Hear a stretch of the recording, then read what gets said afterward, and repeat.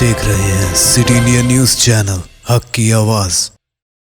अस्सलाम वालेकुम नाजरीन, सिटी इंडिया न्यूज़ में आपका खैर मक़दम है।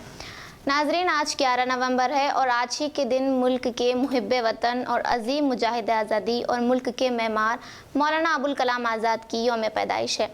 आइए डालते हैं हमारे इस प्रोग्राम के ज़रिए मौलाना अबुल कलाम आज़ाद की मोतबर ज़िंदगी पर एक नज़र। भारत रत्न अबुल कलाम मुहिउद्दीन अहमद आज़ाद हिंद के पहले वज़ीर तालीम और कौमी रहनुमा थे।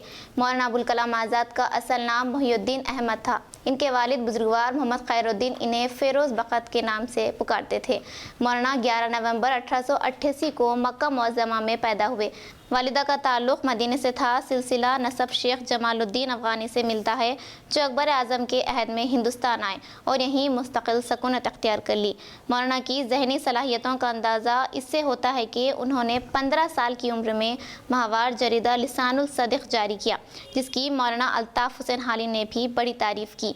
1914 ईस्वी में अल हिलाल निकाला। ये अपनी तर्ज का पहला पर्चा था। तरक्की पसंद सियासी तयक़ुलात और अक़ल पर पूरी उतरने वाली मजहबी हिदायत का गहवारा और बुलंद पाया संजीदा अदब का नमूना था। मौलाना आज़ाद को 20वीं सदी के बेहतरीन उर्दू मुसन्निफ़ीन में से एक समझा जाता था। मौलाना आज़ाद ने कई किताबें लिखीं, जिनमें गुबार ख़ातिर India wins freedom, तज़किया, Tarjumanul Quran सैर फहरिस्त है। इसके अलावा अल हिलाल नामी उर्दू का हफ्त रोज़ा अखबार जुलाई 1912 ईस्वी में कलकत्ते से जारी किया। मौलाना बाइक वक्त उम्दा इंशा परतास, जादो बयान ख़तीब, बेमिसाल सहाफ़ी और एक बेहतरीन मुफस्सिर थे।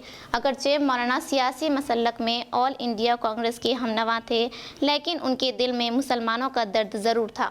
यही वजह थी कि तक़सीम के बाद जब अलीगढ़ मुस्लिम यूनिवर्सिटी के विक़ार को सदमा पहुँचने का अंदेशा हुआ तो मौलाना आगे बढ़े और इसके विक़ार को ठेस पहुंचाने से बचा लिया।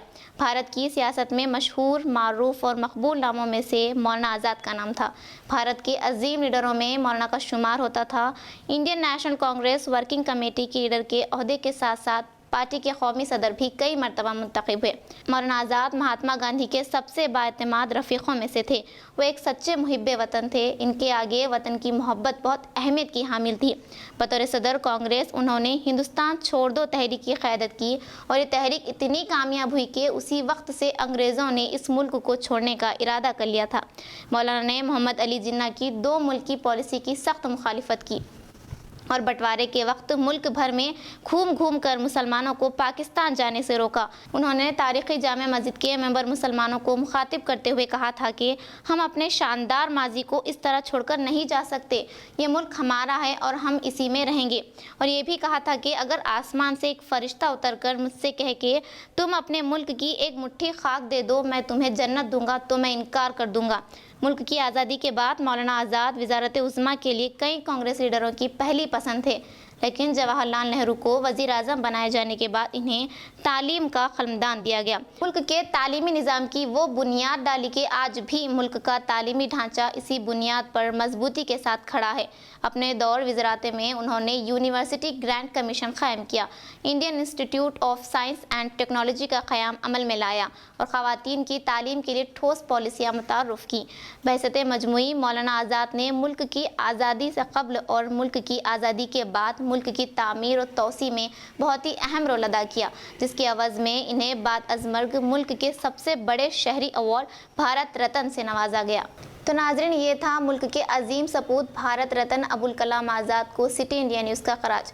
इंशाल्लाह आइंदा भी मुल्क और कौम के लिए जान निछावर करने वाले अकाबिरीन के मुताल्लिक़ मुख्तलिफ वक्फ़े से हम आपको आगाह कराते रहेंगे। अब मुझे ज़किया सादिक़ को इजाज़त दीजिए और देखते रहिए आपका अपना पसंदीदा चैनल सिटी इंडिया न्यूज़। शब बख़ैर, अल्लाह हाफ़िज़।